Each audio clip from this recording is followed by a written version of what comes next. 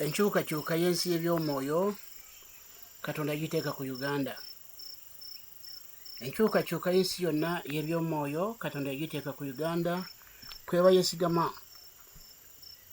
Kya Katonda yakifulumya mu 1988 era emyaka 36 giyise ng'obuwandiisi obulaga ensonga eno busse ku nsi.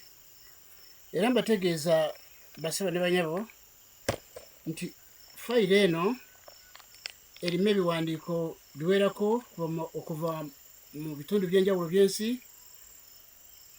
Ebbaluwa ezize zimpandiikirwa okuva mu basomi b'ebiwandiiko obw'obuwandiisi bwange obadde busaasaanye mu mawanga gonna, na bino bya intaneti nga tebinajja. Nze mbadde muwandiisi emyaka mingi nga bwembaga emyaka 36 nga Katonda yandaga nti amadiini amakanisa gali mu nsi kati malwadde, tegali mu kkubo lya Katonda. Ensi kyevudde ebeera nzibu nnyo kati, obubi bw'omuntu n'ebizibu nibyeyongera nnyo ku nsi mu mawanga gonna. Lwekyo bategeeza nti ebizibu n'obubi bw'omuntu ebiri mu nsi kati tebiriko eddagala byonna mu mawanga gonna. Ensi tebirinaako ddagala. Kiva mulaba badde nkyogerako nga kigambo ky'obufumbo. Obusengedde mu nsi yonna, obulemeddwa mu nsi yonna, tebuliko ddagala mu bagezi bonna bali mu nsi. Entalo zino zeyongedde mu nsi teziriko ddagala lyonna. Obulabe bw'ebyobufuzi obugenda mu maaso mu nsi tebuliko ddagala.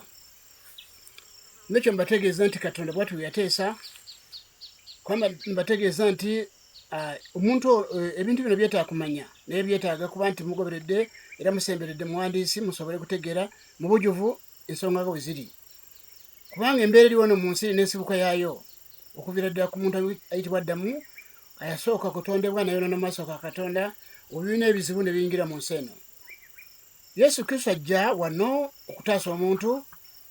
Katonda bwe yateekateeka omuntu asobole kutabagana ne Katonda afune emirembe, kubanga mu mbeera eno y'okwonoona kwa Adamu omuntu yazaawa, omuntu yewagula Katonda, omuntu n'afuuka kyewagula, omuntu n'afuuka ensi n'ekolimira, Katonda n'agikolimira, omuntu n'amukolimira. Ebigambo biwanvu mujja kuba mubyegoberera okuva eri omuwandiisi Gaston Baguma nga bwendi mu maaso gammwe.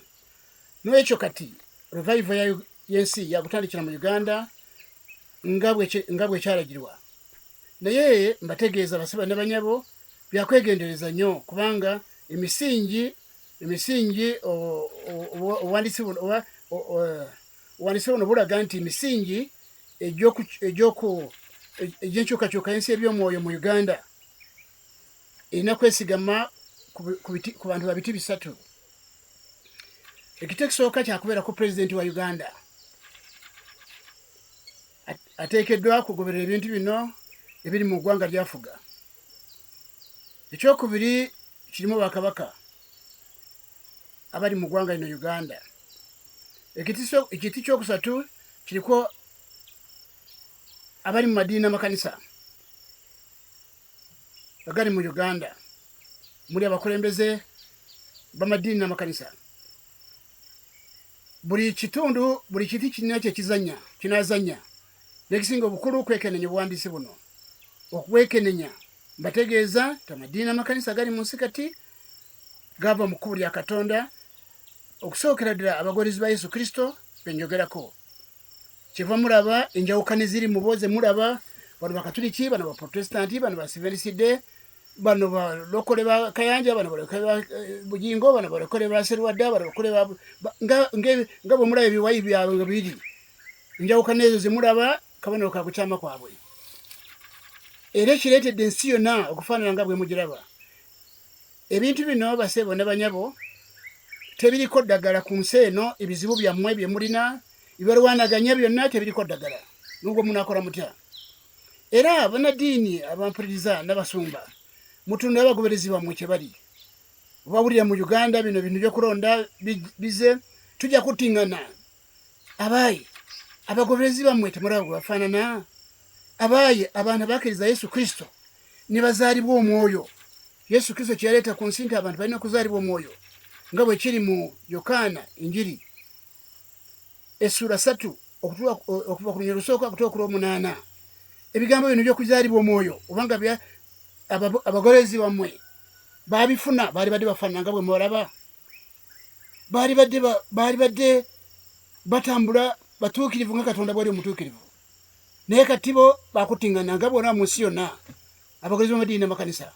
N'ekyo baseba ne banyabo teri kinaataasa ensi eno okugyako enkyukakyuka ensi eby'omwoyo Katonda yateeka ku Uganda, amawanga gonna gayigire ku Uganda. Pulezidenti wa Uganda newankubadde amanyi bingi mu nsi muno, amanyi by'emundu, amanyi byaki, naye musaba Katonda musobozese obuteesiga mundu, yeesige Katonda ne Yesu Kristo, agoberere ebigambo bino ebyaka mu ggwanga lyafuga.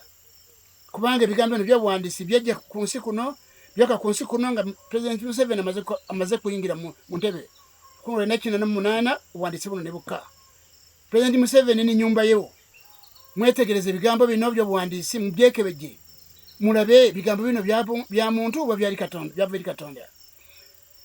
Musobole kubeera n'enkyukakyuka, mudde kwetegereza Yesu Kristo kiki yaleeta ku nsi. Yesu Kristo ali banja. Pulezidenti Museveni okusooka, bakabaka ne bannaddiini n'abasumba bali mu nsi muno, kubanga mwenna muli bakulembeze. Muteeka okwekenneenya obuwandiisi buno. Bwe kitaba bwe kityo ensi yakweyongera kuvunda. Obubi bw'omuntu bwakweyongera ku nsi, mbyogedde emyaka 36. N'ebizibu byakweyongera eri omuntu. Nga bwe mulaba teri mirembe mu mitima gy'abantu, teri mirembe mu maka, teri mirembe mu mawanga. Ate ebyo byonna tebiriko ddagala lyonna n'okwo munaayogera. N'ekyo mbategeeza nti ebigambo bino byetaaga mu bigoberere kuva ku muwandiisi ono. Nabategeeza nti sirina muntu yenna gwe nina kye neetaagako. Nyamba kino nyamba kiri nedda. Okuyamba kye mbasaba mwenna abampuliriza abandaba, kwekenneenya obuwandiisi buno.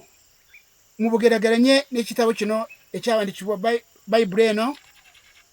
Bayibuli eno terina njawulo, Vanjiri ne Bayibuli ebigambo bye bimu. Mwekenneenya ebigambo by'omuwandiisi. Mutegeere nti abagolezi ba Yesu Kristo basinga obungi mu nsi yonna.